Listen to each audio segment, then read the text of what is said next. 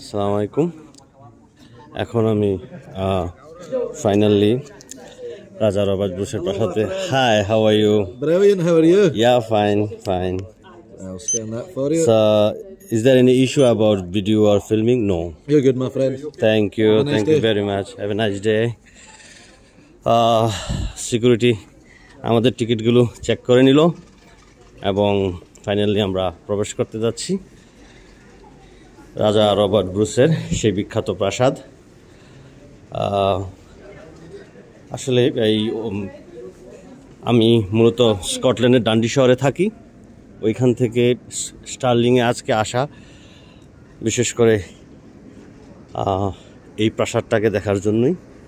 ছোটোবেলা আমরা অনেকেই এই বিষয়ে পড়েছি, জেনেছি, যদিও খুবই সংক্ষিপ্ত আকারে আমাদের সেই জানার বিষয়টা এবং সংক্ষিপ্ত জ্ঞানের মধ্যে সীমাবদ্ধ ছিল।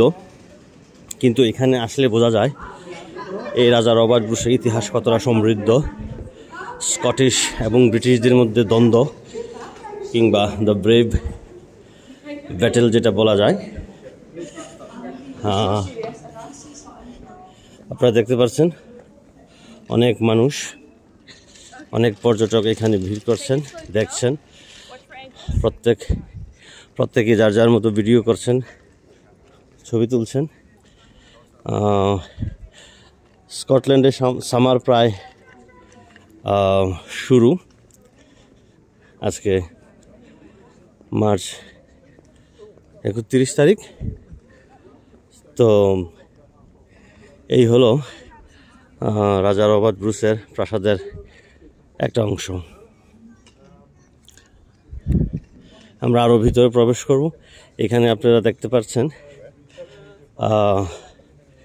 রাজপ্রাসাদের নিরাপত্তার জন্য ওই আমলের, ওই সময়কার এগুলাকে আসলে কি বলে, হয়তো গোলন্দাজ কিংবা এই জাতীয় জিনিস। এবং দেখুন কতটা উপর থেকে তারা, আপনারা বাহুবলী কিংবা ব্যাটেল টাইপ মুভিগুলোতে যা দেখেন, এই জিনিসগুলো থেকে আসলে তাদের আইডিয়াগুলো আসে। তো আপনারা দেখতে পাচ্ছেন এখান থেকে নিচে পুরোটা শহর দেখা যায় এবং এইম টার্গেট করা যায় শত্রুপক্ষদেরকে।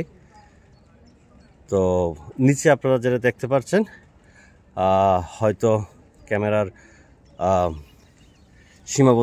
সীমাবদ্ধতার কারণে এখানে কবরগুলো, যে ইংরেজ কবরগুলো বা স্কটিশদের কবরস্থান, এটা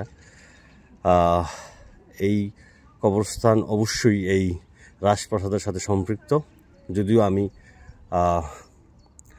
পূর্ণাঙ্গ বা অন্যান্য জিনিসগুলা আমার জ্ঞানের বাহিরে, জানার বাহিরে, সেই কারণে আমি খুব বেশি কিছু আপনাদেরকে বলতে পারছি না। আর যেটা আমি জানি না, যে জিনিস সম্পর্কে আমার জ্ঞান কিংবা জানা সীমাবদ্ধতা আছে, সেই সম্পর্কে খুব একটা বেশি কিছু বলা উচিত হবে না। এই দেখুন সারি সারিভাবে এই জিনিসগুলো সাজানো আছে। কতটা